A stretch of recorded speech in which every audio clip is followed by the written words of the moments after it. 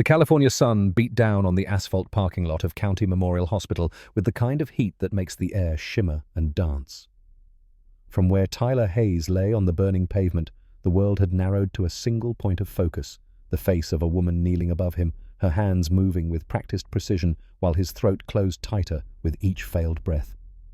He'd survived 2 deployments to Afghanistan without a scratch, walked through kill zones in Helmand Province where better Marines than him had died, pulled his best friend's body out of a blown-up Humvee on a Tuesday morning that felt like it happened in another lifetime. And now, 60 feet from the emergency room entrance of a hospital in Riverside, California, Lance Corporal Tyler Hayes was dying because of a goddamn antibiotic allergy. The edges of his vision were going dark. Not the dramatic blackness you see in movies, but a soft grey fog creeping in from all sides, like someone was slowly turning down the brightness on reality itself. His chest heaved, trying to pull in air through a throat that had swollen shut. The monitor clipped to his finger showed numbers he'd been trained to recognize: SpO2 68%. At 70% you pass out. At 60 brain damage begins. At 50 your heart stops. He was at 68 and dropping fast. Time measured in seconds now. Through the grey fog, Tyler saw her. Dark hair pulled back lines around her eyes that spoke of too many late shifts and not enough sleep. She wore blue scrubs faded from 1,000 washings, and her hands, God, her hands moved like she'd done this 10,000 times before. IV line in his arm before he even registered the pinch. EpiPen in her hand, checking for air bubbles with the kind of calm that only comes from seeing death up close enough times that you stop being afraid of it. Behind her, a man in a white coat stood frozen, staring at a tablet in his hands. The doctor. Had to be. But he wasn't moving, just staring at his screen with the kind of fear that Tyler had seen on young Marines' faces right before their first firefight. The nurse, Elena, her name tag read, looked at the doctor, looked at the EpiPen in her hand, looked back at Tyler. And in that moment, Tyler saw something in her eyes that took him back 2 weeks back to a dusty firebase outside Kandahar where his platoon medic had held a dying Marine and whispered, "Not today. You're not dying today." The monitor beeped. The numbers kept falling. Elena's jaw set. She turned back to Tyler and he heard her voice calm and steady, like she was discussing the weather and not the fact that he had maybe 30 seconds before permanent brain damage. "Stay with me, Marine. You're not dying today. Not on my watch." The doctor's voice cut through the fog. "Wait for authorization, Russo. New policy." She didn't wait. Tyler felt the injection, a sharp burn in his IV line, and then nothing. Then everything. His throat opened. Not slowly, but all at once, like someone had flipped a switch. Air rushed into his lungs, beautiful and painful, and so goddamn welcome that he gasped a horrible choking sound that was the most beautiful thing he'd ever heard himself make. His chest rose, fell, rose again. The monitor climbed. 72, 78, 85. He was breathing. He was alive. Through clearing vision, Tyler saw the doctor look up from his tablet. The man's face had gone cold. Not relieved. Not grateful. Cold. When he spoke, his voice was flat dead, the voice of a man who cared more about liability than life. "You just ended your career, Russo." Elena looked down at Tyler. Her hand rested briefly on his shoulder, steady, warm, real. She didn't respond to the doctor, didn't defend herself. Just met Tyler's eyes for one moment, and he saw something there that would stay with him for the rest of his life. She'd known. She'd known exactly what it would cost her, and she'd done it anyway. Tyler tried to speak, tried to thank her, but his throat was still raw. She squeezed his shoulder once, then stood up as the ambulance crew came running across the parking lot. The last thing Tyler saw before they loaded him onto the gurney was Elena Russo walking back toward the hospital, her shoulders straight, her head high, walking toward whatever punishment waited for her inside those automatic doors. Walking toward it like a Marine, walking point on patrol. Like someone who'd made their choice and would live with the consequences. He didn't know her story yet. Didn't know about Marco. Didn't know about the dog tags she carried in her pocket.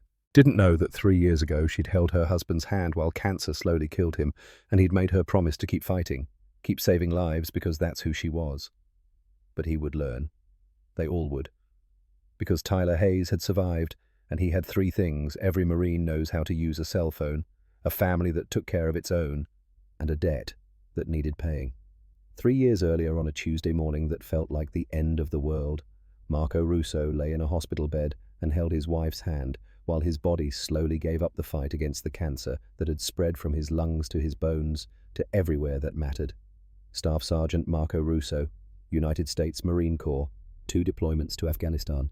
A chest full of ribbons and a heart full of love for the woman sitting beside him, knew he was dying.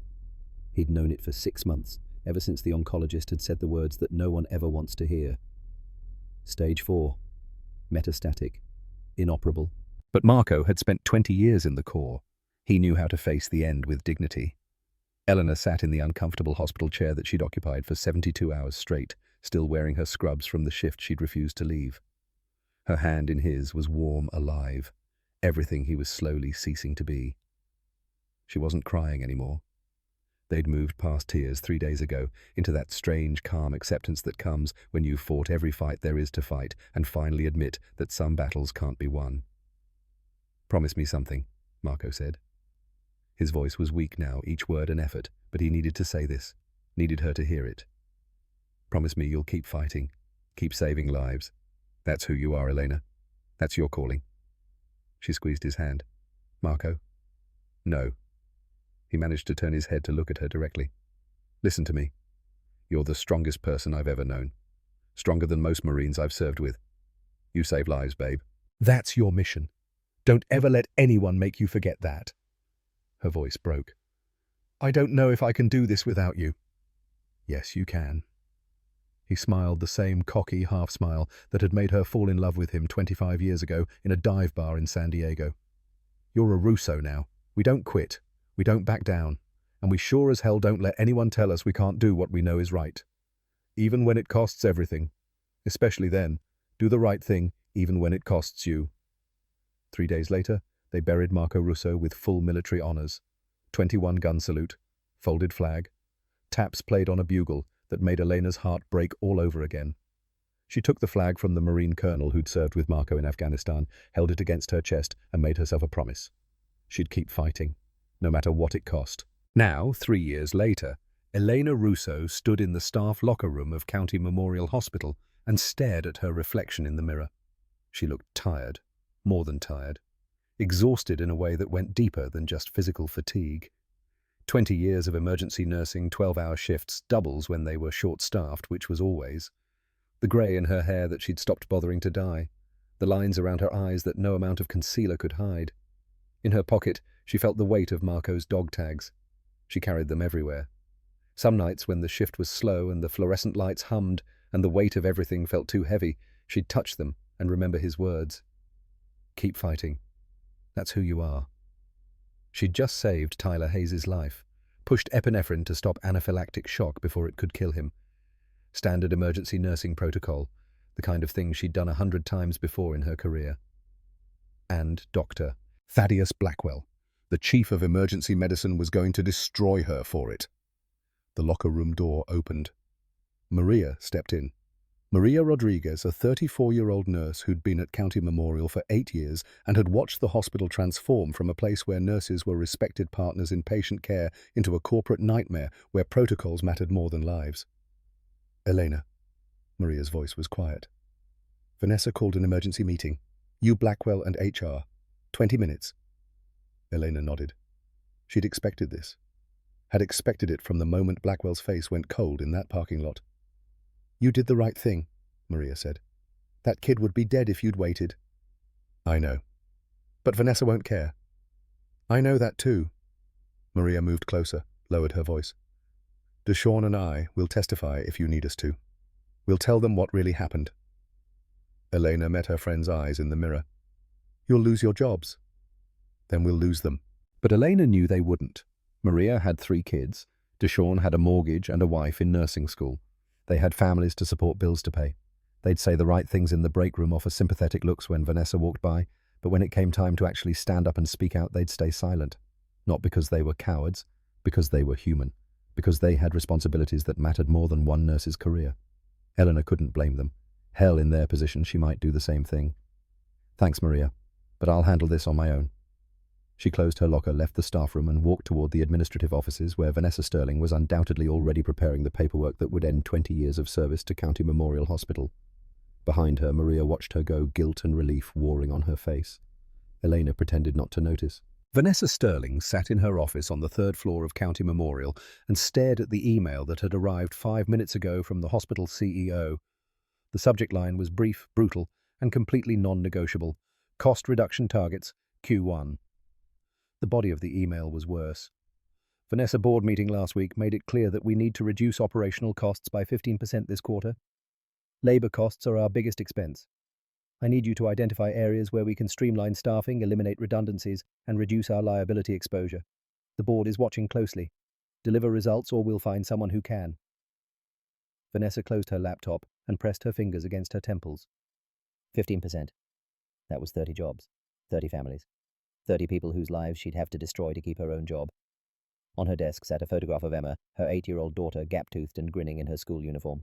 Next to it, a stack of medical bills, her mother's bills for the stage 2 breast cancer that had required surgery, radiation, chemotherapy. $45,000 after insurance. Payment plan at $300 a month for the next 12 years. Vanessa made $82,000 a year as hospital administrator. It sounded like a lot until you factored in Emma's private school tuition because the public schools in their district were a nightmare. Until you factored in rent because single mothers with bad credit couldn't get mortgages.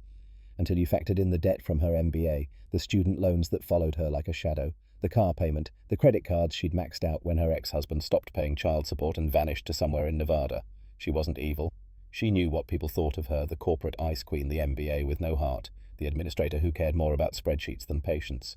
But they didn't see her at night lying awake and calculating how many months she could survive if she lost this job. They didn't see her making Emma breakfast at 6 in the morning before dropping her at school and racing to work. They didn't see the fear. Her desk phone rang. Internal line. She knew who it was before she picked up. "Ms. Sterling, this is Dr. Blackwell. We have a situation." Vanessa's stomach dropped. What kind of situation? Elena Russo just violated the emergency medication protocol. Administered epinephrine without authorization. The patient survived, but we're exposed to massive liability if anything had gone wrong. Exactly. Blackwell's voice carried a note of satisfaction that made Vanessa's skin crawl. She's been warned twice before. This is her third violation. I think we need to terminate. Vanessa closed her eyes. Did the patient survive? Yes, but that's not. Did she follow standard emergency protocol for anaphylactic shock? A pause. Technically, yes. But our hospital policy requires physician authorization before. I know what our policy requires, Dr. Blackwell. I wrote it. She opened her eyes and stared at Emma's photo. Give me 15 minutes. I'll call HR and set up a termination meeting. She hung up before he could respond. For a moment, Vanessa just sat there. She thought about Emma, thought about her mother, thought about the CEO's email and the 15% cost reduction and the board meeting where they'd talk about her performance like she was a line item on a spreadsheet. She thought about Elena Russo, who'd worked at County Memorial for 20 years and saved God knew how many lives, who'd lost her husband to cancer and still showed up every day, still fought for her patients, still refused to let bad policies kill good people. Vanessa picked up her phone and called HR. "Jessica, it's Vanessa Sterling. I need you to prepare termination paperwork for Elena Russo, Emergency Department RN. Third policy violation. I want her gone by end of shift." She ended the call and sat in the silence of her office, hating herself, hating the system, hating the fact that she was about to destroy a good nurse's career to save her own job and keep food on Emma's table. Sometimes there were no good choices. Sometimes you just had to choose which bad choice you could live with. Vanessa opened her laptop and started drafting the termination letter. The HR office at County Memorial Hospital smelled like cheap coffee and institutional despair. Eleanor sat in a grey fabric chair across from Vanessa Sterling, Dr. Blackwell and Jessica from Human Resources, a nervous 28-year-old who looked like she'd rather be literally anywhere else. Vanessa's voice was clinical, professional. The voice of someone who'd practiced this speech in the mirror until every word was perfect. "Elena, we're here today to discuss your violation of hospital protocol regarding emergency medication administration. This is your third documented violation in 8 months. As you know, County Memorial's policy requires explicit physician authorization before administering any emergency medications, even in life-threatening situations." Elena kept her hands folded in her lap to hide the trembling. "I saved his life, Vanessa. Tyler Hayes, 23 years old, Lance Corporal, United States Marine Corps. His oxygen saturation was at 68% and dropping. Another 30 seconds and he would have suffered irreversible brain damage or death." Dr. Blackwell leaned forward.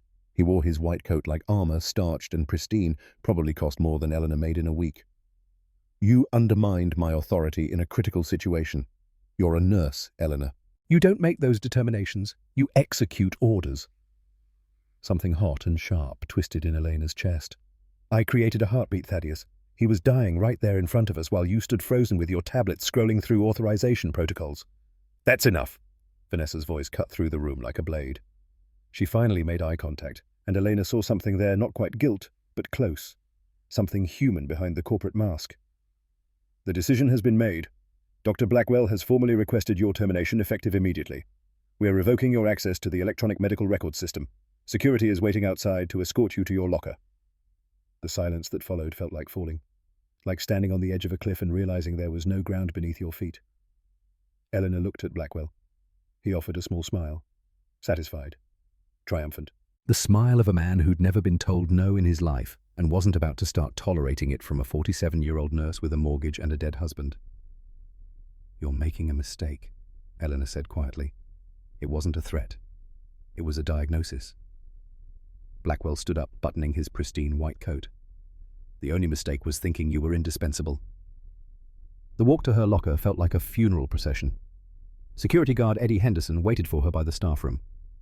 Eddie was 62 years old, had worked at County Memorial for 15 years, and his daughter Kesha was in her second year of nursing school thanks to a scholarship Eleanor had helped her get.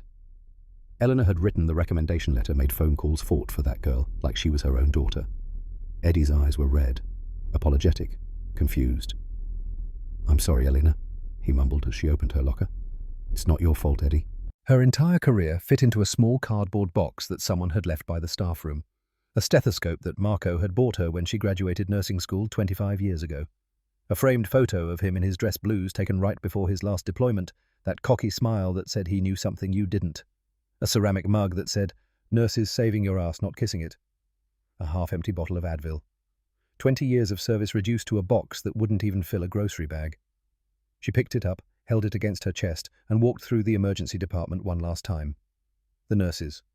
Maria, Deshawn, Jessica. They wouldn't meet her eyes. They knew what was happening. They knew that if they defended her, if they spoke up, Blackwell and Vanessa would come for them next. Only old Dr. Patel, who was retiring next month and didn't care anymore, squeezed her shoulder as she passed. "You did right," he whispered.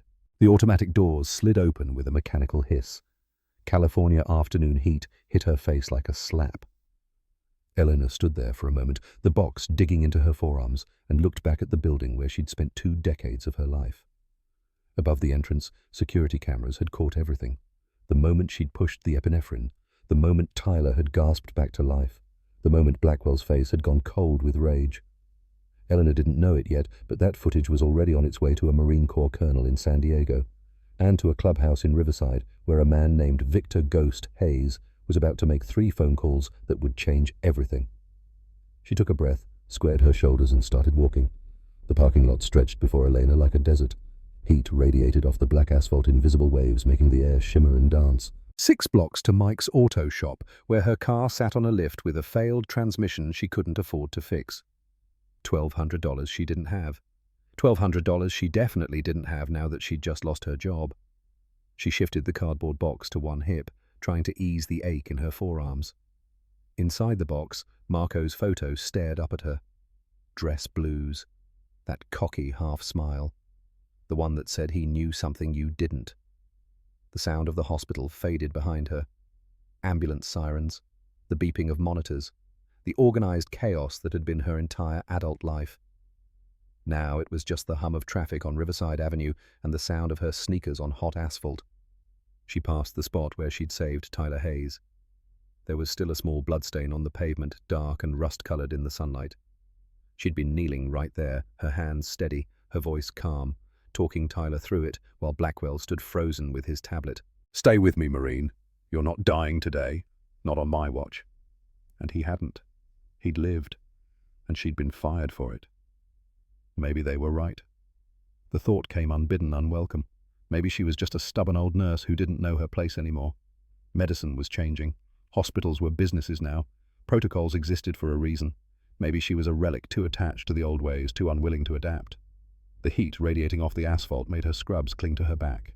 1 block, 2 blocks, 3 blocks. Her arms ached. Her feet hurt. Her heart felt like someone had reached into her chest and squeezed. She remembered what Marco had told her the night before his last deployment. They'd been lying in bed and she'd been crying because she knew somehow she'd known that he wouldn't come home the same. War changes people. Everyone knows that.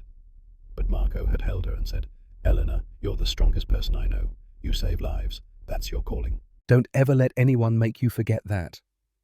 But right now, walking alone on a Tuesday afternoon with everything she owned in a cardboard box, Eleanor felt anything but strong. She felt small, disposable, defeated. What she didn't know was that 2 blocks behind her, Tyler Hayes was sitting up in his hospital bed, his hands shaking with rage, typing a message that would set events in motion that no one could stop. What she didn't know was that 70 miles south at Camp Pendleton, a Marine Corps colonel was pulling her husband's service file and making phone calls. What she didn't know was that in a weathered building with a Hells Angels skull flag hanging outside, 25 men were about to become her family. But first, she had to make it through the next 4 blocks. And right now, those 4 blocks felt like crossing an ocean. Tyler Hayes sat in his hospital bed and stared at his phone. His hands were shaking, partly from the adrenaline crash, partly from rage so pure and bright it felt like swallowing fire. They'd kept him for observation. Standard protocol after anaphylactic shock. 2 hours of monitoring his vitals, making sure the epinephrine didn't cause cardiac complications, checking that his throat stayed open and his lungs kept working. 2 hours lying in a bed while his body slowly came down from near death, thinking about the woman who'd saved his life. Eleanor Russo. He'd seen her name tag, memorized it. Because in the Marine Corps, you remember the people who pull you out of the fire.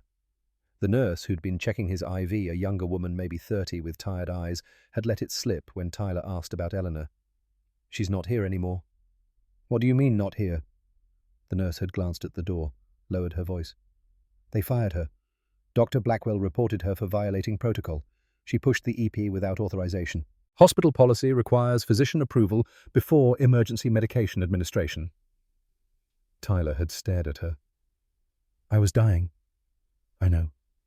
My oxygen was at 68%. I know.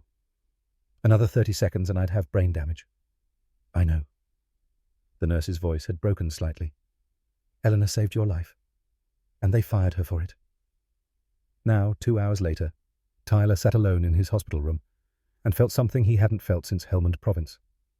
That cold, focused clarity that comes when you see injustice so pure and obvious that it demands action. He picked up his phone, typed a message to his Uncle Ghost with trembling fingers. "The angel nurse who saved me got fired. Name, Eleanor Russo." He hit send and closed his eyes. Uncle Ghost would know what to do. Uncle Ghost always knew what to do. 4 miles away in a weathered building that looked like it might collapse in a strong wind, but had stood for 40 years, Victor Ghost Hayes sat at his desk in the back office and felt his phone buzz. Ghost was 58 years old, chapter president of the Riverside Hells Angels, a Desert Storm Marine Corps veteran with a silver beard and arms covered in ink that told the story of a hard life lived with honor. He'd earned his road name in Kuwait when he'd walked through enemy fire to pull 3 Marines out of a burning Bradley. Walked through it like he couldn't be killed, like he was already dead and the bullets couldn't touch him. He read Tyler's text once, twice, his jaw set like stone. Ghost stood up from his desk and walked into the main room where a dozen of his brothers were working on bikes, drinking coffee, talking trash. The conversation died when they saw his face. "Church," Ghost said. His voice cut through the noise like a blade. "Now, full patch. We'll plan the operation. Ride is set for Thursday afternoon." Nobody asked why. They didn't need to. Ghost walked back to his office and made 3 phone calls. The first was to Colonel Garrett Steele at Camp Pendleton. They'd served together in Desert Storm. Ghost had pulled Steele out of that burning Bradley, and Steele had spent the last 28 years looking for a way to repay that debt. "Garrett, I need a favor. A big one." Steele's voice came through clear and sharp. "Name it." "You remember Marco Russo, 2nd Battalion, 5th Marines?" A pause. "I remember Marco. Good Marine, one of the best. Lost him to cancer a few years back. His widow just got fired from County Memorial for saving my nephew's life. Hospital has some policy that she violated. Tyler would be dead if she'd followed it." The silence on the other end lasted exactly 3 seconds.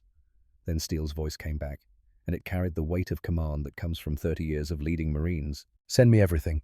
Hospital name, administrator's name, camera footage if you can get it. I'll make calls." The second call was to Senator Nathaniel Nate Ashford in Sacramento.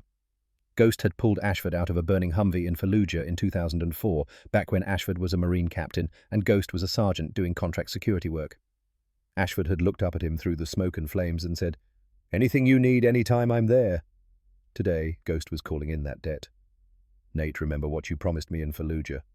Every goddamn day, Ghost. What do you need? There's a nurse.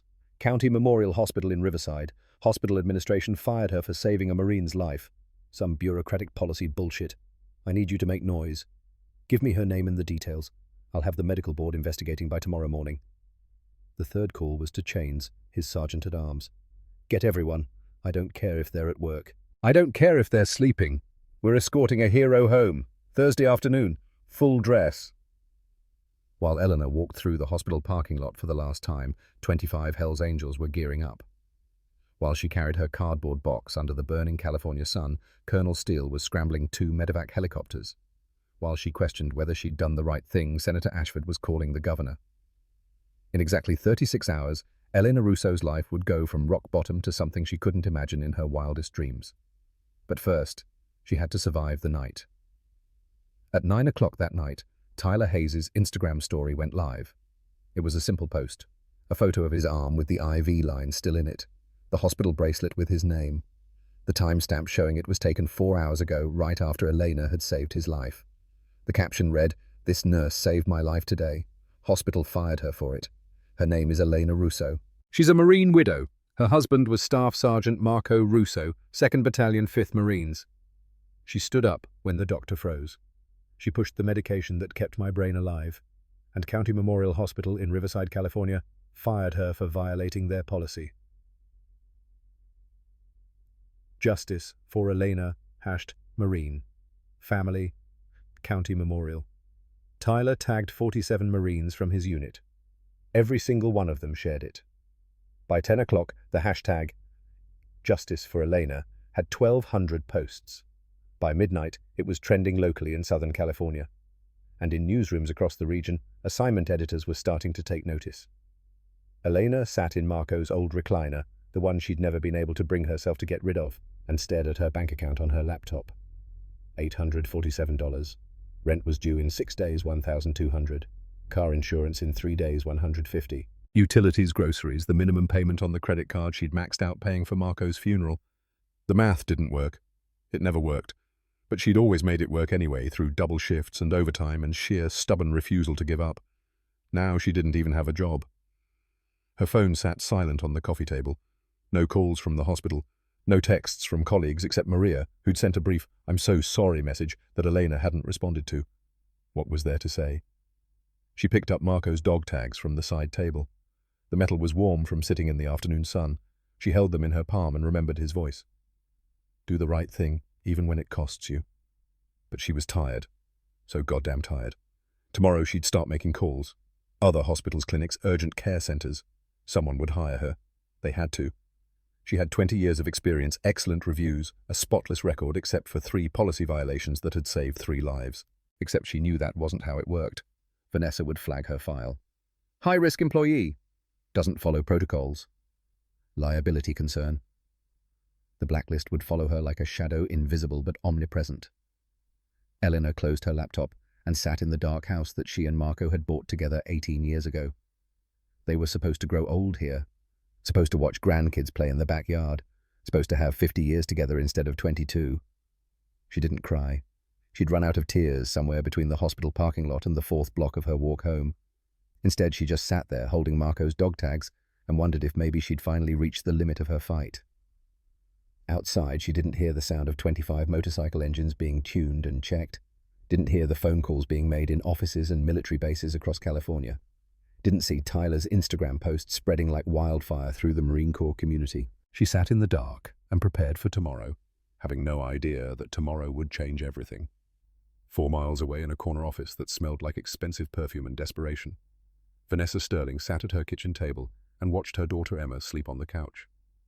Emma had fallen asleep waiting for dinner, her small body curled under a blanket, her favorite stuffed rabbit clutched to her chest. She looked so peaceful, so innocent, so completely unaware that her mother had destroyed someone's life today to keep food on their table. Vanessa's laptop sat open in front of her, the CEO's email still glowing on the screen. Good job on the Russo termination. Keep cutting. She'd done what she had to do. That's what she told herself. Elena Russo had violated hospital policy 3 times. Any other administrator would have fired her. Vanessa had just done her job. But she couldn't shake the image of Elena's face in that HR meeting. The quiet dignity. The refusal to beg or cry or make it easier. Just, you're making a mistake. Vanessa looked at the stack of medical bills on the table. Her mother's treatment, $45,000, $300 a month for the next 12 years. If she lost this job, if she couldn't make those payments, what happened then? Emma stirred on the couch, murmuring something in her sleep. Vanessa got up, adjusted the blanket around her daughter, and kissed her forehead. She'd done what she had to do. She kept telling herself that. Maybe eventually she'd believe it. Wednesday morning dawned bright and merciless over Southern California. In the weathered building with the Hells Angels skull flag, Ghost stood in front of 25 men and told them a story. My brother David died in Fallujah in 2004. Took shrapnel from an IED while pulling another Marine to safety. He had a wife and a 2-year-old son, Tyler, my nephew. The only thing I have left of David. Ghost's voice was steady, but his hands gripped the edge of the table hard enough that his knuckles went white. Yesterday, Tyler almost died in a hospital parking lot. Anaphylactic shock. His throat was closing up. Time was running out. A nurse named Eleanor Russo pushed epinephrine and saved his life.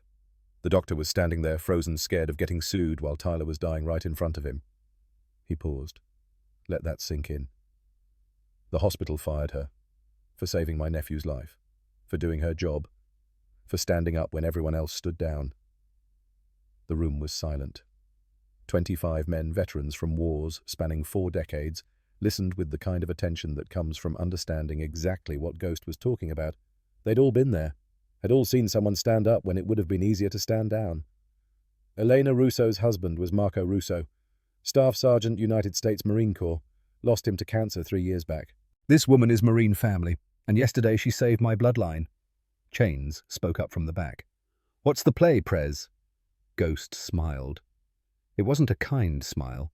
It was the smile of a man who'd walked through enemy fire and come out the other side. We ride tomorrow afternoon. Full dress. But first we need to make sure everyone knows what happened. Make sure the Marines are coming. Make sure the world is watching. He pulled out his phone. We're going to show this woman that she's not alone anymore. That when you stand up for what's right, you don't stand alone. We protect those who protect others. A montage unfolded through the morning bikers checking bikes, polishing chrome, ironing their vests. Each man preparing for a mission as important as any they'd ridden before. At Camp Pendleton, 70 miles south, Colonel Garrett Steele sat in his office and pulled the service record of Staff Sergeant Marco Russo. The file was extensive. 2 deployments. Afghanistan 2011 and 2012. Bronze Star, Purple Heart, Combat Action Ribbon. Recommendation for Silver Star that had been downgraded to Bronze Star with Valor for actions in Helmand Province, where he'd held a position for 4 hours under heavy fire while evacuating wounded. Steele remembered that day. He'd been the one who'd called in the medevac, the one who'd written the recommendation. Marco Russo had been one of those Marines who made you believe that good still existed in the world. He flipped through the file until he found the personal information section. Next of kin, Elena Russo, wife. Emergency contact number. Address in Riverside. Steele picked up his phone and called his legal officer. Captain, I need you to draft a federal inquiry request to County Memorial Hospital in Riverside. I want all security camera footage from their parking lot and emergency room for yesterday, Tuesday, approximately 1400 hours. Use the standard federal investigation clause. Tell them we need it for a potential fraud investigation. Sir, what are we investigating? Fraud against the government. If they're receiving federal Medicare funding and denying appropriate emergency care, that's our jurisdiction. It was a stretch. They both knew it. But it would get them the footage, and that's what mattered. His second call was to Navy Corpsman Rita Blackwood, a 47-year-old combat medic who'd served 3 tours and now worked training new corpsmen at Pendleton. Rita, you remember Marco Russo? Course I do, sir. Good Marine. We lost him to cancer, right? 3 years ago. His widow works as an ER nurse in Riverside. Worked. Past tense. Hospital fired her yesterday for saving a Marine's life. The silence on the other end lasted exactly 2 seconds. Then Rita's voice came back hard as steel. What do you need, sir? I need you to be ready to make a statement about appropriate emergency care protocols, and I need you to be ready to fly. We're going to show this woman that Marines take care of our own. His third call was to Master Sergeant Boone Hawk Sullivan, his flight crew chief. Hawk prepped 2 Blackhawks. We fly tomorrow 1500 hours. Sir, what's the mission? Escort duty, for family. Hawk didn't ask any more questions. Marines understand family. In Sacramento, Senator Nathaniel Ashford sat in his office and made phone calls that carried the weight of political power. First call, Governor Tom Richards. They'd served together on the Senate Armed Forces Committee. Richards owed him a dozen favors from various political battles. Tom, I need you to listen to something. There's a Marine widow in Riverside nurse at County Memorial. Hospital fired her yesterday for providing appropriate emergency care. I'm sending you the details. This is wrong on every level, and it's happening in your state. Second call, California Medical Board. This is Senator Ashford. I'm requesting an immediate investigation into County Memorial Hospital in Riverside for potential violations of emergency care standards. Yes, I'll send the documentation. And yes, I want this expedited. Third call, California Department of Public Health. Emergency review of protocol violations at County Memorial. Patient endangerment policies. I need your investigators there by end of week. By the time Ashford hung up from his third call, the wheels were already in motion. And once federal attention focused on a hospital, things happened fast. Wednesday passed in a blur of rejections for Elena. She called 7 hospitals. All of them said they'd review her application and get back to her. None of them would. She knew it. They knew it. The blacklist was already working. Her union rep was sympathetic but useless. Elena, I'm sorry. They've flagged you in the system as a high-risk employee. It's going to be difficult. I saved a Marine's life. I know. But that's not how the system works. Eleanor sat at her kitchen table laptop, open to 15 tabs of job search websites, and felt the weight of 20 years of service evaporating like water on hot asphalt. She thought about selling the house. Marco's house. Their house. The place where they'd planned to grow old together. The real estate market was good right now. She could probably clear $60,000 after paying off the mortgage. That would buy her maybe a year to find work, relocate if necessary. But the thought of leaving this house, of abandoning the last physical connection to Marco, felt like giving up. Felt like letting them win. She closed the laptop and sat in the silence. Then her phone rang. Unknown number. She almost didn't answer. But something made her pick up. Mrs. Russo, I'm Jennifer Walsh from ABC7 Los Angeles. I'd like to talk to you about what happened at County Memorial. Eleanor started to hang up. I have no comment. Mrs. Russo Twitter is exploding. The hashtag Justice for Elena has 45,000 posts. People want to hear your story. Eleanor paused. What? Jennifer held up her phone, though Eleanor couldn't see it through the call. Tyler Hayes posted about what you did. It's gone viral. People are calling for investigations, boycotts, protests. The story has taken on a life of its own. I just did my job, Elena said quietly. That's exactly what people want to hear. They want to know why doing your job cost you your career. Elena thought about Marco's words. Keep fighting. Okay, she said. Give me 5 minutes. Thursday morning, the media found her. Eleanor opened her door to find Jennifer Walsh with a microphone and a cameraman with professional equipment. She'd changed out of her bathrobe, put on Marco's old Marine Corps hoodie, and agreed to tell her story. The interview was short. Elena sat on her porch and told the truth. She'd seen a Marine dying. She'd done what needed to be done. The hospital had fired her for it. Do you regret it? Jennifer asked. Eleanor looked directly at the camera. No, I'd do it again. Tyler Hayes is alive. That's what matters. What do you want people to know? That nurses take an oath. First, do no harm. That includes not standing by while someone dies because you're worried about paperwork. We're the last line of defense between our patients and death. The segment aired at noon. By 2 o'clock, it had been shared 18,000 times. By 3 o'clock, CNN was calling. And at County Memorial Hospital, Vanessa Sterling was watching her career implode in real time. Vanessa stood in her office and watched the news coverage on her laptop while her phone rang non-stop. Board chair, CEO, legal department, every call worse than the last. The CNN anchor's voice filled her office. The story of Elena Russo fired for saving a Marine's life has captured national attention.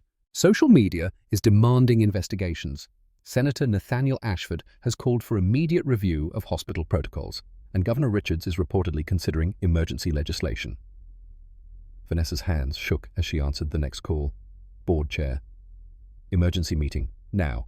Conference room. Bring legal. She walked through the hospital like a woman heading for execution. Staff members stared. Nurses whispered. Everyone knew. In the conference room, 8 board members waited with faces carved from stone. The legal team sat at the far end of the table like a firing squad. On the big screen, security footage played on loop Elena kneeling over Tyler. The monitor showing SpO2 68%. Dr. Blackwell standing frozen. Eleanor pushing the injection. Tyler gasping, the numbers climbing 72, 78, 85. A trauma physician from UCLA spoke through the video feed. 23 seconds from injection to restored breathing. Any longer, and the patient would have suffered irreversible brain damage. The nurse's actions were textbook-appropriate emergency care. Heroic, even. The board chair turned to Vanessa. His face showed nothing. No anger, no sympathy. Just cold calculation. Ms. Sterling, effective immediately, you are terminated. Vanessa felt the floor drop out from under her. I have a contract. We have tens of millions in liability exposure. The state has suspended our trauma center certification. 3 insurance carriers have already cancelled policies. You created a protocol that endangered patients. You're done. At 2 o'clock Thursday afternoon, 25 Harley-Davidson motorcycles fired up their engines in perfect synchronization at a clubhouse in Riverside. Ghost stood in front of his brothers, his road captain and sergeant-at-arms flanking him like an honor guard. We ride for Elena Russo, Marine widow, the woman who saved my nephew. We ride to show her that family doesn't abandon family, that when you stand up for what's right, you don't stand alone. He mounted his bike. The formation fell into place behind him. Chrome glinted in the afternoon sun. Black leather creaked. The engines synchronized into a thunderous rhythm that shook the air. 4 Riverside police motorcycles pulled up, their lights flashing. Officer Callahan, 55 years old, with a Marine Corps decal on his helmet, pulled up beside Ghost and saluted. We heard you're riding for Russo. We're escorting. Ghost nodded. Brotherhood transcends institutions. His radio crackled. Ghost, this is Steele. Birds are in the air. ETA, your location, 15 minutes. Ghost smiled. Copy that, Colonel. Let's give this woman a proper welcome home. 25 motorcycles rolled out in formation. Above them, 2 black shapes appeared in the sky, growing larger. UH-60 Blackhawks with Marine Corps insignia, clearly visible on their sides. And 6 blocks away, Elena Russo was walking to the grocery store carrying bags, having no idea that her life was about to change in a way that would make national news and alter the course of healthcare policy across America. Sometimes salvation arrives when you least expect it. Sometimes it arrives on 2 wheels and rotor blades. Sometimes it arrives because one person decided to make 3 phone calls and those calls reached people who understood that some debts can only be repaid with action. Eleanor heard the motorcycles first, a low rumble distant and rhythmic like thunder rolling in from the desert. She stopped at the intersection of Main and Riverside, waiting for the light, and felt the vibration through her feet. The rumble became a roar. Then she saw them. 25 motorcycles, 2 helicopters. An army of warriors coming to tell her something she'd forgotten in the darkness of the last 2 days. She wasn't nobody. She was one of them, and they protect their own. The formation that appeared around the corner of Main Street looked like something out of a military operation. 25 Harley-Davidson motorcycles moved in perfect V formation, not the chaotic pack of weekend riders, but disciplined military-precise riding that spoke of years of training and brotherhood. Chrome glinted in the afternoon sunlight. Black leather vests covered in patches. Hell's Angels colors, but also something else. Marine Corps insignia, Purple Hearts, POW MIA flags, combat infantry badges. These weren't outlaws. These were warriors. The lead bike was a massive road king, and on it sat a man who looked like he'd been carved from granite and wrapped in leather. Silver beard, arms like tree trunks, a face that had seen violence and come out the other side with something resembling peace. Eleanor stood frozen at the crosswalk, still holding her grocery bags, unable to process what she was seeing. The formation split around, stopped cars like water flowing around stone. Traffic had completely stopped. People on sidewalks pulled out their phones filming. The smell of gasoline and hot oil filled the air. The lead rider pulled his bike to a stop 10 feet from where Elena stood. The rest of the formation stopped in perfect unison behind him. 25 engines idling in harmony. The sound was overwhelming, primal, like standing next to a living thing with a heartbeat made of steel. Then the lead rider killed his engine. The sudden silence was almost as loud as the noise had been. He swung his leg over the bike and removed his helmet. His face was weathered, scarred kind. He walked toward Elena slowly, non-threateningly, his hands visible. Elena Russo. Elena nodded. She couldn't speak. The grocery bags felt like they weighed 1,000 pounds. The man stopped 5 feet away and extended his hand. Ma'am, my name is Victor Hayes. Most people call me Ghost. You saved my nephew Tyler yesterday. Eleanor's voice came out as a whisper. Tyler. The Marine. Ghost nodded. His voice was deep rough, the voice of a man who'd shouted orders over gunfire and whispered prayers over dying friends. "Yes, ma'am. He texted me from the ambulance, told me an angel nurse saved his life when the doctor was too scared to act." He paused, and his voice cracked slightly.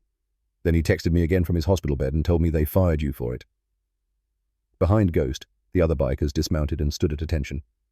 Eleanor looked at them, really looked, and saw what she'd missed at first glance. Every single one wore military patches: Marines, Army, Navy, Air Force. One had a prosthetic leg visible beneath his jeans. Another had burn scars climbing up his neck. A third had ribbons tattooed on his forearm that Elena recognized from Marco's uniform.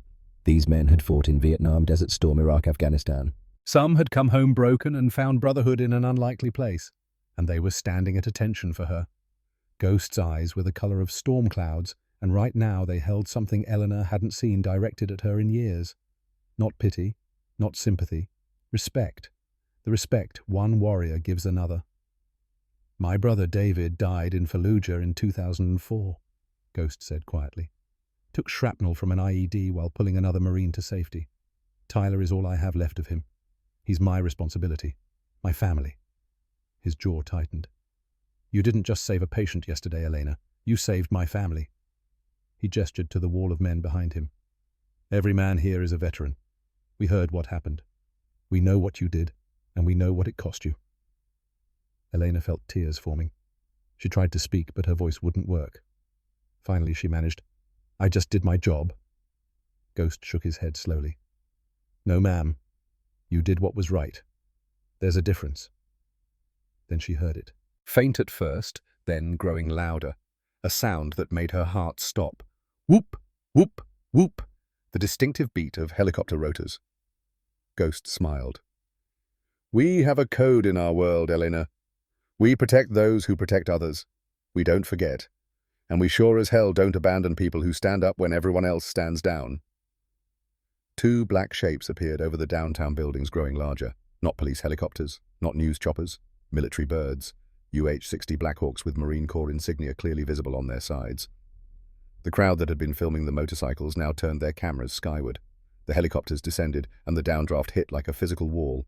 Dust and trash swirled in the air. Eleanor had to shield her eyes. The noise was overwhelming, drowning out everything. The Blackhawks touched down in the empty lot beside the intersection, their rotors still spinning, blades cutting the air just feet above the telephone lines. Police had appeared from somewhere, clearing space, directing traffic away from the landing zone. The side door of the lead helicopter slid open, and three figures emerged. One wore a Marine Corps dress uniform, his chest covered in ribbons. The others wore flight suits. They walked toward Elena with purpose, ducking slightly under the rotors, even though they were clear. The man in the dress uniform was 55 years old, with steel-grey hair cut high and tight, and the bearing of someone who'd spent 30 years commanding respect without asking for it. His chest was decorated with ribbons. Eleanor recognized. Combat action ribbons, a bronze star, a purple heart ribbons that told a story of service and sacrifice. When he reached Elena, he and his two companions snapped to attention and rendered a crisp salute. "Ma'am." Elena stood there, grocery bags in her arms, completely stunned into silence. The colonel dropped his salute and extended his hand. "Nurse Russo, I'm Colonel Garrett Steele, Camp Pendleton. I received word about what happened yesterday." Eleanor shook his hand mechanically. Her brain couldn't process this. Motorcycles and helicopters and Marines saluting her in the middle of downtown Riverside on a Thursday afternoon. Steele gestured to his companions. "This is Master Sergeant Boone Sullivan, we call him Hawk, my crew chief, and Navy Corpsman Rita Blackwood." They nodded respectfully. Steele's voice softened slightly, became more personal. "Lance Corporal Hayes is one of ours. You saved his life." He paused, and something changed in his expression. "More than that, Mrs. Russo, I pulled your record when Ghost called me. Your husband was Staff Sergeant Marco Russo, 2nd Battalion, 5th Marines. He served under me in Afghanistan in 2012. Elena felt like she'd been punched in the chest. "You knew Marco?" Steele nodded, and for a moment the hard military bearing cracked. "Marco was one of the finest Marines I ever commanded. He spoke about you constantly. Used to carry your picture in his helmet." His voice grew quieter. "Said you had more courage than most Marines he'd served with." Tears were streaming down Elena's face now. "Today you proved him right," Steele said. The colonel's voice grew stronger, more formal. "The Marine Corps doesn't forget our own Mrs. Russo, and we don't forget those who protect our Marines. When Ghost called me and told me what happened, I made some calls of my own. Eleanor's eyes widened. Calls? I contacted the California Department of Public Health, the medical board, the governor's office. The governor. Steele nodded. I also pulled the security footage from County Memorial. The hospital was required to hand it over the moment we made an official inquiry. Master Sergeant Hawke stepped forward holding a tablet. He turned it so Elena could see the screen. It showed the parking lot of County Memorial from an overhead camera angle. The timestamp read 2:47 p.m. Tuesday. Elena watched herself kneeling over Tyler, inserting the IV, drawing up the epinephrine. The video showed Dr. Blackwell standing 5 feet away, staring at his tablet. It showed Tyler's oxygen saturation on the portable monitor, 68%. The timestamp showed 23 seconds from when Eleanor pushed the medication to when Tyler gasped and his oxygen levels started climbing. Hawke spoke, his voice clinical. I sent this footage to 3 independent medical experts, 2 emergency physicians and a critical care nurse. All 3 concluded the same thing. You saved that Marine's life. Dr. Blackwell's hesitation would have resulted in death or permanent brain damage. Steele took over again. What happened to you yesterday wasn't just wrong, Elena. It was criminal negligence on the hospital's part. Creating a policy that prevents life-saving treatment in an emergency situation violates both state and federal healthcare regulations. Elena's voice was barely a whisper. What does that mean? Steele's expression hardened. It means that by the time we get you home, your former administrator will be having a very different kind of day than she planned. Colonel Steele turned back to Elena. Ma'am, we'd like to escort you home, if that's acceptable. Elena looked around at the 25 bikers standing at attention, at the 2 military helicopters with their rotors still spinning, at the crowd of people filming everything, at Ghost, who gave her a small nod, at Steele and his team waiting for her answer. She looked down at the grocery bags in her arms, at the remains of a life that had felt so small and broken just an hour ago. She looked back up at Steele. I don't understand. Why all this? Ghost stepped forward and put a gentle hand on her shoulder. Because you're one of us now, ma'am. Marine family, and we protect our own. Master Sergeant Hawke added, his voice warm despite the military formality. Ma'am, your husband gave everything for this country. You've spent 20 years saving lives. Yesterday you stood up when someone in power told you to stand down. He paused. That makes you part of our brotherhood. Navy Corpsman Rita stepped forward, a woman about Elena's age with kind eyes. We take care of family. Always. Steele gestured toward a black SUV that had pulled up behind the helicopters. We'd be honored to give you a ride home, ma'am.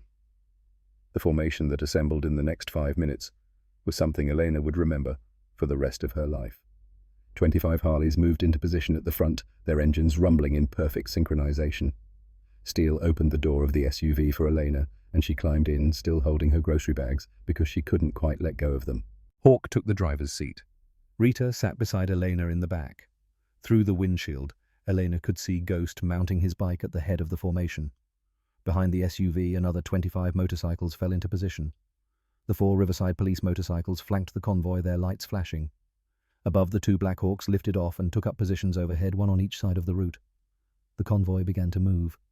The route to Elena's house was 15 minutes through downtown Riverside, past strip malls and small businesses and the everyday landscape of Southern California suburban life. But today, nothing about it felt everyday.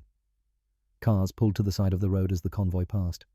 People came out of businesses standing on sidewalks with their phones raised. Some saluted, some waved American flags they'd grabbed from nearby shops. Some just watched in silence, sensing they were witnessing something important, even if they didn't know the full story. The hashtag, Nurse Who Saved a Marine, was already trending nationally. News helicopters had joined the aerial escort. Elena counted 4 different stations, their cameras trained on the convoy below. The story was spreading faster than the motorcycles could ride. Rita spoke quietly from beside Elena. Your husband talked about you all the time when we served together, said you were the strongest person he knew. Elena turned to look at her. You knew Marco. We served in the same battalion for 6 months in Afghanistan. He was always showing pictures of you to anyone who'd look. Said he had the toughest wife in the Corps. Elena felt the tears coming again. He always said I was stronger than him. He wasn't wrong. Rita squeezed Elena's hand. What you did yesterday, that took more courage than most people will ever have to show in their entire lives. Through the windshield, Elena watched the formation move with military precision. Ghost at the point. The wall of chrome and leather stretching behind. Police clearing intersections. Helicopters overhead. It was overwhelming. Impossible. Beautiful. They turned onto her street and Eleanor saw her neighbours lining the sidewalk. Mrs. Claire Abbott from next door, who Eleanor had driven to chemotherapy appointments for 6 months. The Rodriguez family across the street whose youngest son Elena had helped with his biology homework. Old Mr. Patterson, who Marco used to help with yard work before the cancer took him. They were all there and they were all watching. The convoy pulled to a stop in front of Elena's house. The motorcycles parked in formation along both sides of the street. Steele stepped out and opened Elena's door. She emerged to thunderous applause, but then Ghost stepped forward, and Elena noticed he was smiling. "Ma'am, we took the liberty of handling something." He pointed to her driveway. Sitting there, gleaming in the afternoon sun, was her car. But it wasn't broken down anymore. It had been washed, detailed, and fitted with 4 brand new tires. "One of my boys owns the shop where your car was," Ghost explained. "Transmissions fixed, new tires, full tune-up, no charge, ever." Elena's throat closed. She couldn't speak through the gratitude that overwhelmed her. Relief and love and the knowledge that she wasn't alone poured through her in waves. Rita wrapped her arms around Elena and held her. "You're not alone," she whispered. "You never were." Elena leaned into the embrace of a woman she'd met 30 minutes ago, surrounded by strangers who had become family, protected by warriors who'd decided she was worth protecting. Then her phone rang. Unknown number. Eleanor wiped her eyes and answered. "Hello?" There was a brief pause, then a voice she recognized from television. "Mrs. Russo, this is Governor Tom Richards." Eleanor's first thought was that this had to be a prank, some cruel joke. She looked at Steele, who was watching her with a small smile. He nodded. This was real. "Governor Richards?" Elena's voice came out shaky. "Yes, ma'am. I've been briefed on your situation by Senator Ashford and Colonel Steele. What happened to you is unacceptable." The governor's voice was firm, decisive. "I'm issuing an executive order effective immediately. Any healthcare facility in California that retaliates against medical staff for appropriate emergency care will lose state funding and certification." Eleanor sat down heavily on her porch steps. "Governor, I don't know what to say." The governor's tone softened. "You don't need to say anything, Elena. Just accept the job offer that's coming. You're going to get several calls in the next few hours. 3 hospitals have already reached out to my office asking for your contact information." Elena looked around at the Marines and bikers and neighbors who'd become family in the space of an afternoon. "The Veterans Affairs Hospital in San Diego has made a formal offer," the governor continued. "Director of Emergency Nursing, salary of $145,000 per year, full authority to override physician orders in emergency situations, and they want you to help develop new protocols for the entire VA system." Elena's hand went to her mouth. That was more than double what she'd been making at County Memorial. "I'm just a bedside nurse," she whispered. Ghost, who'd been standing nearby and heard the conversation, spoke up. "No, ma'am. You're the nurse, the one who stood up." The governor heard him and laughed. "Listen to the man, Elena. This position isn't just about your clinical skills, though those are exceptional.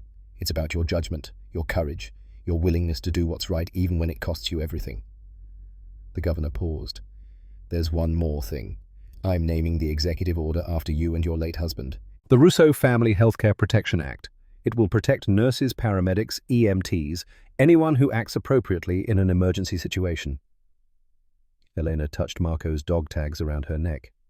She remembered his words, not the specific phrases anymore, but the feeling behind them, the certainty that she was strong enough. "Governor, I accept. Thank you." 4 blocks away in her corner office on Friday morning, Vanessa Sterling had already received the news. The board meeting had lasted 20 minutes. The termination had taken 5. The walk of shame through the hospital past nurses who wouldn't meet her eyes, past doctors who suddenly found urgent matters elsewhere, had taken another 10. 20 minutes later, security Eddie Henderson stood in Vanessa's office doorway with a cardboard box. She packed her things in silence. The photo of Emma, her MBA diploma, a coffee mug that said, "Excellence in Healthcare Administration." The irony wasn't lost on her. She walked through the hospital one last time, carrying her box past the same emergency room where she'd watched Elena walk out 2 days ago. News cameras waited outside. She got in her car and drove away before they could set up. But she knew it didn't matter. The footage was already everywhere. Social media had already convicted her. There was no coming back from this. That evening, Vanessa Sterling sat at her kitchen table while Emma worked on math homework, her small face scrunched in concentration. The television played softly in the background news coverage of Elena Russo's escort, the convoy, the helicopters. Emma hadn't noticed. She was too focused on fractions. Mummy, Emma looked up. Mrs. Patterson said you're not working at the hospital anymore. Did you get a new job? Vanessa's hands tightened around her coffee mug. How do you explain to an 8-year-old that you destroyed someone's career to keep your own, that you chose wrong, and karma arrived faster than expected? Not yet, baby. Mommy made some decisions that hurt someone who didn't deserve it. Did you say sorry? Vanessa thought about Eleanor Russo walking through County Memorial, surrounded by Marines and bikers, dignified and unbroken despite everything. She thought about the apology sitting in her throat, knowing it would never be enough. Some mistakes are too big for sorry, Vanessa said quietly. Emma returned to her fractions, trusting her mother would fix it. Children believe their parents can fix anything. Vanessa watched the news footage of Elena signing legislation surrounded by people who'd decided she was worth fighting for. She wondered what that felt like. To have people show up when you needed them most. She'd never know. Some debts can't be repaid. Some bridges once burned can't be rebuilt. Vanessa closed her laptop and helped Emma with her homework, carrying the weight of what she'd done and who she'd become. The cycle of karma turns faster than most people think. 5 days later, on a Saturday morning, Elena Russo walked through the automatic doors of County Memorial Hospital for the first time since her termination. But everything was different now. She wore a professional navy blazer over a white blouse, dark slacks, and a badge that identified her as a state consultant for the California Department of Public Health. Behind her, Ghost and 2 of his crew chains, and a man called Diesel, flanked her like an honor guard. You don't walk back into that place without us, Ghost had said. Not because we think anything will happen, but because everyone there needs to see that you're not alone anymore. The lobby was busy with morning activity. Patients checking in, families, waiting staff moving with purpose. Eleanor walked towards the elevator and then she heard her name. Eleanor, Maria and Deshawn, her fellow nurses who'd been too afraid to defend her a week ago, were running across the lobby. They didn't care about protocol or professionalism. They wrapped her in hugs, crying, talking over each other.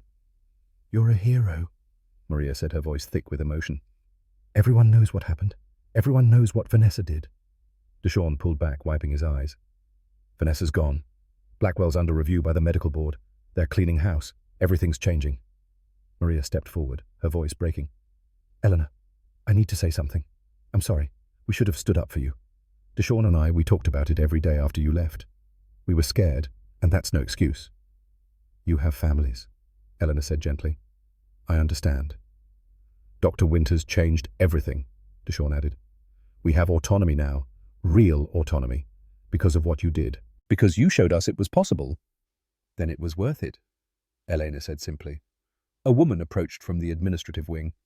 She was in her mid-50s with kind eyes and the confident bearing of someone who'd spent decades in emergency medicine. You must be Elena Russo. I'm Dr. Jennifer Winters, the new hospital administrator. I've been hoping to meet you. They shook hands, and Dr. Winters's grip was firm, respectful. Elena, I want you to know that everything that happened to you was wrong. This hospital failed you. I can't undo that, but I can make sure it never happens again. She paused. We'd love to have you back. Name your terms. Elena looked around at the ER she'd called home for 20 years, at the nurses' station where she'd charted thousands of patients, at the trauma bay where she'd fought death and usually won, at Maria and Deshawn who'd become her friends over years of shared shifts and shared struggles. She felt Ghost's presence behind her, solid and protective.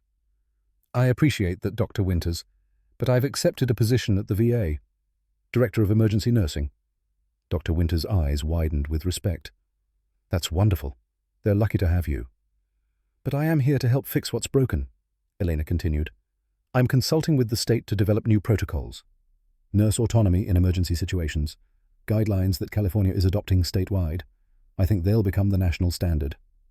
The elevator doors opened, and Tyler Hayes stepped out in his Marine Corps dress uniform. He'd been discharged from the hospital 3 days after the incident, fully recovered. When he saw Elena, his face lit up. He walked over and snapped to attention, rendering a crisp salute. Ma'am, Elena returned the salute. At ease, Marine. How are you feeling? Tyler's voice was thick with emotion. Ma'am, I owe you everything. My life, my future, everything. He reached into his uniform jacket and pulled out a folded American flag. Not a full-size burial flag, but a memorial flag, crisp and perfectly folded into the traditional triangle. This was going to be my funeral flag, Tyler said, his hands shaking slightly as he held it out to her. "My uncle ordered it when I enlisted just in case. That's what Marines do. We prepare for the worst." He paused. "I want you to have it, because you made sure I didn't need it." Eleanor took the flag. The weight of it, the weight of Tyler's life, his future, everything that might have been lost, made her knees weak. These weren't tears of grief. They were tears of connection, of knowing that Tyler's life was real because of what she'd done. Maria and Deshawn moved in to hug her. Ghost put a gentle hand on her shoulder. Tyler stood at attention, tears on his own face. From across the lobby, Elena saw Dr. Thaddeus Blackwell. He'd been standing near the pharmacy watching. For a moment, their eyes met. Blackwell looked older, diminished. He approached slowly, his movements hesitant. When he reached them, he didn't meet Elena's eyes. "Elena."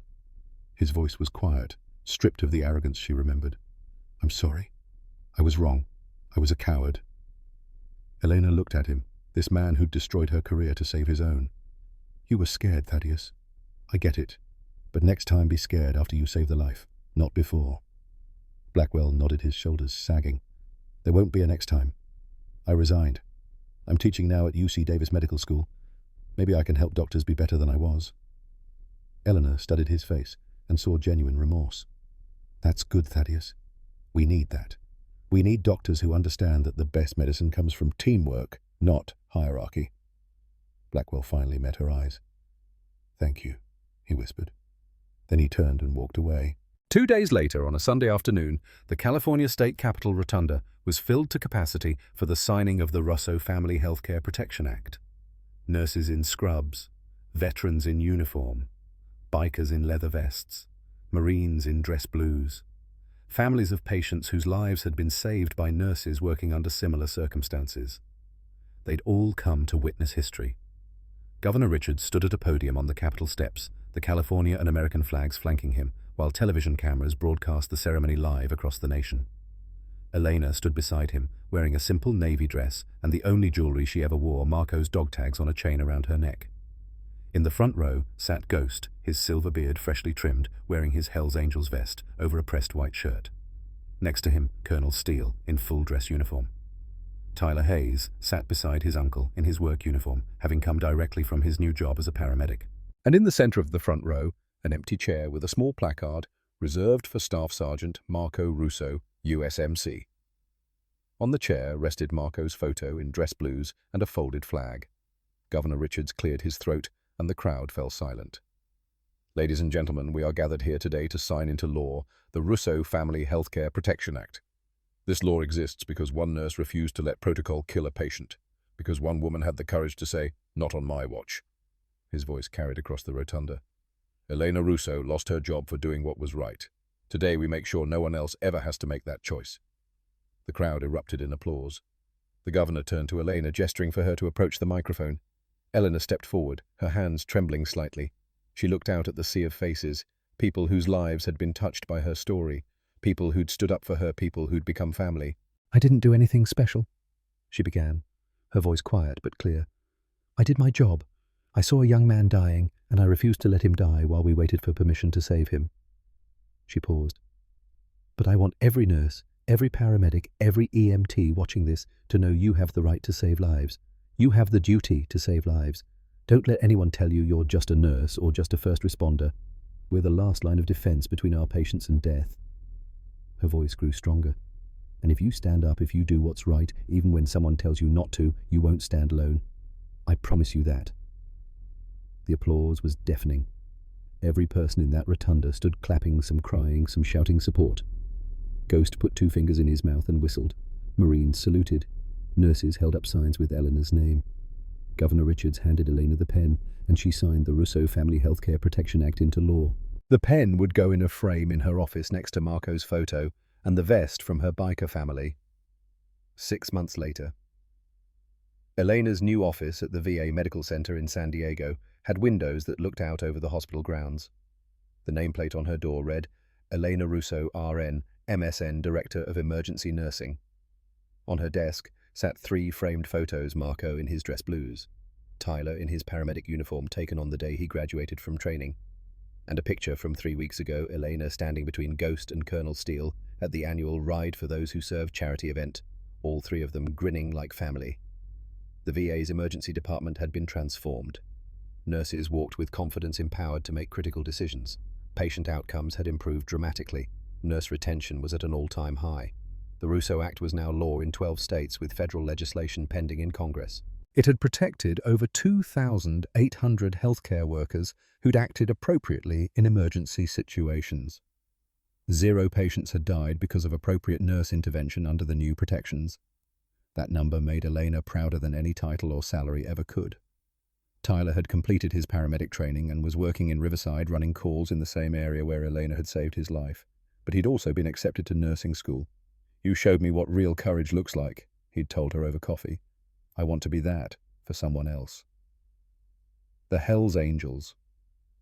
Riverside chapter had adopted the VA hospital as their primary charity. Ghost organized monthly motorcycle rides that raised funds for veteran care. The annual event had raised over $800,000 total. Eleanor had been made an honorary member of the chapter, the first woman and first non-rider to receive that honor. She had her own vest hanging in her office, black leather, with patches, "Elena Russo, Guardian Angel, Marine Family." Late that afternoon, Elena stood alone in her office and looked at Marco's photo. That cocky smile, those eyes that had always believed in her. "We did it, babe," she whispered. Her phone buzzed. Text from Tyler. "Saved a life today using the protocols you developed. Kid's alive because you taught me to stand up. Thank you." Eleanor smiled and touched Marco's dog tags. The certainty that she was strong enough had never left her since that day in the parking lot, since the convoy, since she'd learned that standing up meant never standing alone. The door opened and Ghost walked in with coffee. "Staff meeting in 10 Director." Elena laughed. "You don't work here, Ghost." "Honorary security consultant." He grinned. "Besides, someone's got to make sure you remember to eat." They walked down the hallway together, a Marine widow and a Hells Angel president who'd become family through circumstance and choice. Behind them, the emergency department hummed with activity. Nurses saving lives, patients getting care, the system working the way it was always supposed to work. Elena had stood up when it would have been easier to stand down, and in doing so she'd given thousands of others permission to do the same. One person can't change the system, they say, but Elena Russo proved them wrong. Because one person standing up gives others permission to stand, and that's how change happens. One act of courage at a time, one life saved at a time, one nurse refusing to let bad policy kill good people. Marco had been right all along. She was strong enough, brave enough, tough enough. She always had been. She just needed to be reminded. And sometimes that reminder arrives on 2 wheels and rotor blades carried by warriors who understand that some debts can only be repaid with action, and that family, real family, is the people who show up when you need them most. Elena Russo had lost a job, but she'd found something far more valuable. She'd found proof that standing up matters, that courage is contagious, that one person doing the right thing can inspire thousands to do the same. The system tried to break her. Instead, she broke the system and built something better in its place. For all the healthcare workers who stand up when everyone else stands down. For all the people who do what's right, even when it costs them everything. For all the warriors who understand that some fights are worth fighting even when you think you're fighting alone. This is your story too. Stand up. You won't stand alone. We promise. 2 years after the convoy that changed everything, Elena Russo stood in the auditorium of the American Nurses Association annual conference in Washington, D.C., and looked out at 3,000 faces. The keynote speech. They'd asked her to tell the story one more time, not for her sake, but for theirs. For the nurses sitting in that audience who were fighting their own battles against policies that valued liability over lives. But Elena had something different planned today. "I'm not going to tell you my story," she began. The microphone amplified her voice across the massive hall. "You already know it. You've seen the videos, read the articles, watched the convoy footage. You know what happened when I stood up." She paused, letting the silence build. "What you don't know is what happened to the other 2,846 healthcare workers who stood up after me. The ones whose stories never made the news. The ones who saved lives because the Russo Act told them they could." Eleanor pressed a button, and the screen behind her lit up with faces. Dozens of them. Nurses, paramedics, EMTs. Different ages, different backgrounds, all with the same look in their eyes that Elena recognized from her own mirror. The look of someone who'd chosen to do what was right. "This is Sarah Martinez, pediatric nurse in Phoenix. Last year, she administered emergency naloxone to a teenager in cardiac arrest from an opioid overdose while the attending physician was still on the phone with legal. That teenager graduated high school last month. Another face appeared. This is James O'Connor, paramedic in Boston. He performed an emergency cricothyrotomy on a choking victim in a restaurant parking lot without waiting for medical control authorization. That man walked his daughter down the aisle 3 months ago. Eleanor clicked through face after face. Each one a story. Each one a life saved. Each one a person who'd stood up because Elena had shown them it was possible. The Russo Act isn't just a law, Elena said, her voice growing stronger. It's permission. Permission to trust your training. Permission to do what you know is right. Permission to save lives without fear of losing your career. She looked directly at the camera in the back of the room, knowing this speech would be streamed, recorded, shared. If you're watching this and you're afraid to stand up, afraid to push that medication, afraid to make the call that could cost you everything, I want you to know something. Elena's hand moved to the dog tags around her neck. Marco's tags. She wore them every day. You're not alone. You never were. There are 3,000 nurses in this room right now who have your back. There are 2,847 healthcare workers across this country who stood up after I did. There are 25 bikers, 2 helicopter crews, a Marine Corps colonel, and a Hells Angels president who decided that protecting those who protect others is worth everything. The auditorium had gone completely silent. So, stand up, Elena said simply. Do what you know is right. Save the life in front of you. And if they come for you afterward, if they try to destroy your career for doing your job, remember this, you won't face it alone. We're building something bigger than any one of us. We're building a system where doing the right thing doesn't cost you everything, where courage is rewarded, not punished. She smiled, and it was Marco's smile, that cocky confidence that said she knew something they didn't. We're building it one life at a time, starting with yours. The standing ovation lasted 7 minutes. Ghost, watching from the front row in his dress vest, wiped his eyes and grinned. Tyler, sitting beside him in his nursing scrubs, leaned over and whispered, "Uncle Ghost, she's just like Dad was. Unstoppable." Ghost nodded. "Yeah, kid, that's exactly what she is." On the screen behind Elena, one final image appeared: Marco Russo in his dress blues, that cocky smile, and a caption that read, "Do the right thing, even when it costs you." Elena touched the dog tags and felt his presence. Not as a ghost or a memory, but as a promise kept. A mission continued, a legacy honored. She'd kept fighting, and she'd shown 3,000 others how to fight too. The system hadn't just been changed, it had been transformed, one nurse at a time, one life at a time, one act of courage that gave permission for the next. Marco would have been proud. Hell, Elena was proud.